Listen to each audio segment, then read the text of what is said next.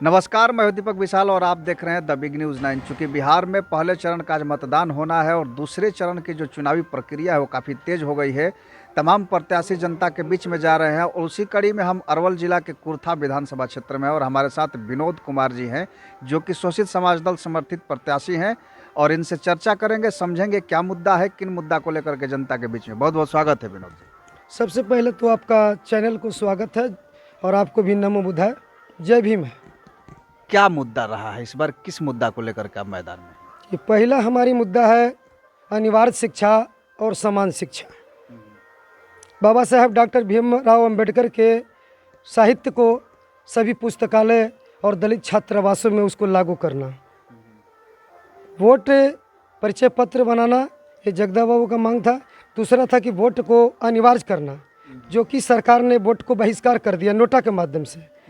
तीसरी मुद्दा था जनसंख्या के अनुपात में आरक्षण, जो कि अभी तक सरकार ने किसी ने पूरा नहीं किया। इंसानी बस्ती बसाओ और इंसानी बस्ती बसाकर एक साथ दरिद्रता और निरादर को दूर करना, बटाईदार बिल लागू करो। ये मतलब 7 मुद्दा था जगदेव बाबू को, 7 सूत्री मांग जिसको हम बोलते हैं। इसी मांगों को लेकर उन्होंने प्रखंड मुख्यालय पर प्रदर्शन कर रहे थे और जैसे ही उन्होंने प्रखंड मुख्यालय के वीडियो को मतलब ज्ञापन दे करके जैसे ही उन्होंने लौटे तो उन्होंने कांग्रेसी हुकूमत के द्वारा जगदेव बाबू को पुलिस के गोली से उनको हत्या कर दिया गया और निर्मम हत्या किया गया।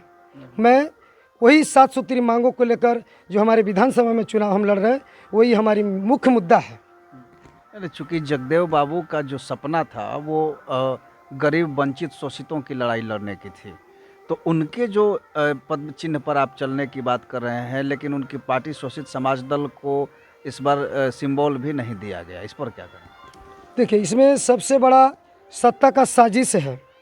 मैं इसको सत्ता का साजिश कहूँगा, क्योंकि सरकार में जो 60% जो बुर्जुआ पार्टी में जो टिकट मिला है वो असामाजिक तत्व के ऐसे आपराधिक किस्म के लोग हैं, जिसका मुकामा जैसे कि एक आपका उदाहरण है कि मुकामा में चुनाव के पहले ही नीतीश कुमार के प्रत्याशी और वहाँ लालू जी के भी प्रत्याशी हैं, आरजेडी के भी और जदयू के भी, और वहाँ एक जनसुराज के भी हैं।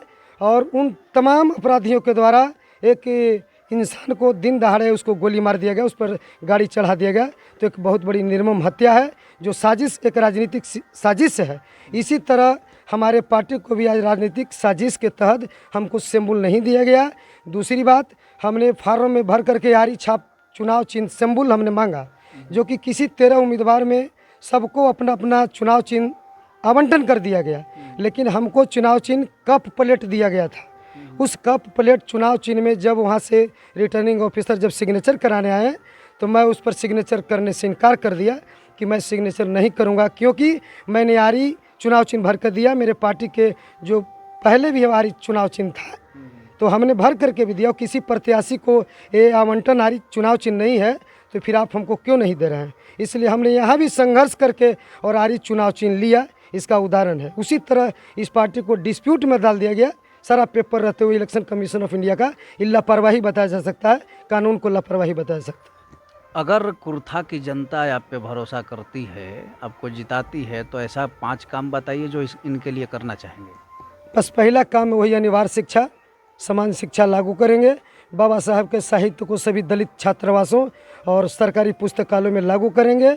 जनसंख्या के अनुपात में आरक्षण इसको लागू करेंगे और इंसानी बस्ती बसाकर एक साथ गरीबों को, दरिद्रता और निरादर को दूर करेंगे। और ये सारे मुद्दे 5 मुद्दे हैं जिस मुद्दे पर हम लोग चुनाव लड़ रहे हैं। पहला काम यही करूँगा, चूँकि भ्रष्टाचार मुक्त व्यवस्था बनाऊँगा। चूँकि कुर्था विधानसभा क्षेत्र कृषि प्रधान है, यहाँ पर कृषि को लेकर के मूलतः अगर देखा जाए तो यहाँ कृषि ही मुख्य व्यवसाय के रूप में है। तो किसानों को जितनी तकलीफ़ें सहनी पड़ रही है, चाहे खाद की बात कर ले या पानी की बात कर ले या दवाओं की बात कर ले, बीज की बात कर ले, इसकी उपलब्धता कराने के लिए क्या सोचते हैं आप? देखिए, जगदेव बाबू के मांग में 7 सूत्री मांग में भी ये मांग जो महत्वपूर्ण था कि 7 वर्षों में किसानों को जो असिंचित भूमि है उस भूमि को सिंचित करो, गारंटी करो। तो किसान को जब तक सिंचाई का साधन नहीं मिलेगा, चाहे वो नहर के द्वारा हो, ट्यूबवेल के द्वारा हो, तालाब के जरिए हो, जो सरकार आज इतना 75 साल 80 साल के बाद भी सरकार किसानों के लिए कुछ नहीं किया है। हमारे शोषित समाज दल के संस्थापक डॉक्टर राम स्वरूप वर्मा ने एमएसपी 67 में जब वो वित्त मंत्री बने थे चौधरी चरण सिंह की सरकार में उत्तर प्रदेश, तो उन्होंने एमएसपी लागू किया था किसानों के लिए, जिसमें 85 रुपये प्रति क्विंटल गेहूं था। उस समय 12 बोरा सीमेंट खरीदा जाता था, 85 रुपये प्रति क्विंटल गेहूं था और 7 रुपये बोरे सीमेंट था। लेकिन आज के डेट में किसान के लिए कोई एमएसपी नहीं है।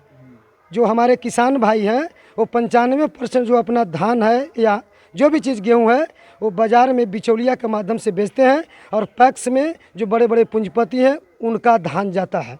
तो मैं जीतूंगा तो जगदेव बाबू को उसी पैटर्न में 7 साल में असिंचित भूमि है मैं उसको सिंचित बनाने का प्रयास करूंगा और किसानों के लिए जो है कि हम एमएसपी गारंटी करेंगे कि हर चीज़ का फैक्ट्री में जब कोई एक नट बोल्ट और सुई जब निर्माण होता है तो उस पर वहाँ प्रिंट लग के होता है कि मेरा नट बोल्ट इतना में बिकेगा। लेकिन किसान भाई इतना परिश्रम मेहनत करके खून पसीना बहा के अन्न उपजाते हैं, लेकिन उनका अन्न का जो उचित मूल्य है, दाम है, वो नहीं मिलता है। इसलिए मैं एमएसपी गारंटी करूँगा और बाज़ार जो में है कि कहीं भी कोई अगर खरीदेगा तो उनको एमएसपी से कम खरीदेगा तो उस लाइसेंस को मैं रद्द कर दूँगा। कुर्था विधानसभा का इतिहास काफ़ी पुराना रहा है, लेकिन तब भी अगर आज की मौजूदा स्थिति में देखें बाकी विधानसभा क्षेत्रों से उतने विकास नहीं हुई। शिक्षा के क्षेत्र में, स्वास्थ्य के क्षेत्र में यहाँ पर बड़े कॉलेजेस नहीं हैं, यहाँ बड़े हॉस्पिटल्स नहीं हैं। छोटी सी बीमारी में भी लोगों को यहाँ से दूर जाना पड़ता है। तो ऐसे में आप क्या सोचते हैं? देखिए, पहला तो है कि शिक्षा, तो शिक्षा के लिए अभी कोई व्यवस्था नहीं है। इस भारत देश में शिक्षा 2 तरह का चल रहा है, लेकिन जगदेव बाबू ने मांग किया कि अनिवार्य शिक्षा और समान शिक्षा, अर्थात चाहे वो राष्ट्रपति का बेटा हो या चपरासी का बेटा हो, सबके लिए एक समान शिक्षा होना चाहिए। शिक्षा राष्ट्रीय विषय होना चाहिए, केंद्रीय विषय होना चाहिए। तब गरीब का बेटा भी पढ़ेगा तो वो डॉक्टर इंजीनियर बनेगा, इससे उसको घर में बेरोजगारी दूर होगा। तो इस पैटर्न पर मैं काम करूँगा जगदेव बाबू का।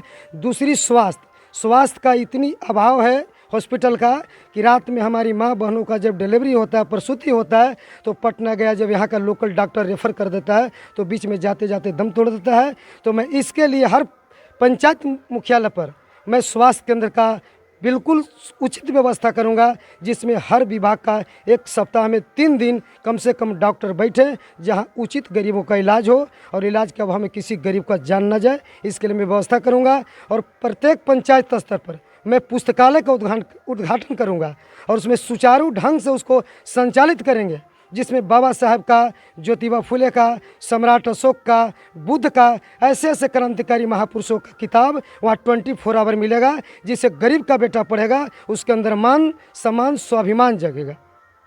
कुर्था की जनता से अपील क्या करना चाहेंगे? चुनाव चिन्ह के साथ बता दीजिए। मैं जनता से, कुर्था करपी के जनता से मैं अपील करना चाहता हूँ कि आज तक जाति के नाम पर, धन तंत्र के नाम पर इस लोकतंत्र को भ्रष्ट चुनाव प्रक्रिया के जरिए आज तक सामंती और अपराधी तबके के लोग जीते आए हैं।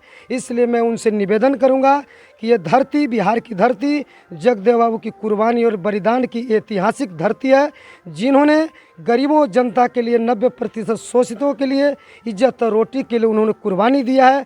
तो मैं सभी जनता से अपील करूंगा कि जगदेव बाबू के ज़मीन को बचाया जाए और ईमानदारी से इस जगदेव बाबू के जो धरोहर है उसको बचाया जाए और हमारे चुनाव चिन्ह आरी छाप 13 नंबर पर बटन दबाकर भारी मतों से विजय बनाएं, ताकि जगदेव बाबू के जो अधूरा सपना है मैं उस सपना को पूरा कर सकूं। चलिए, बहुत बहुत धन्यवाद।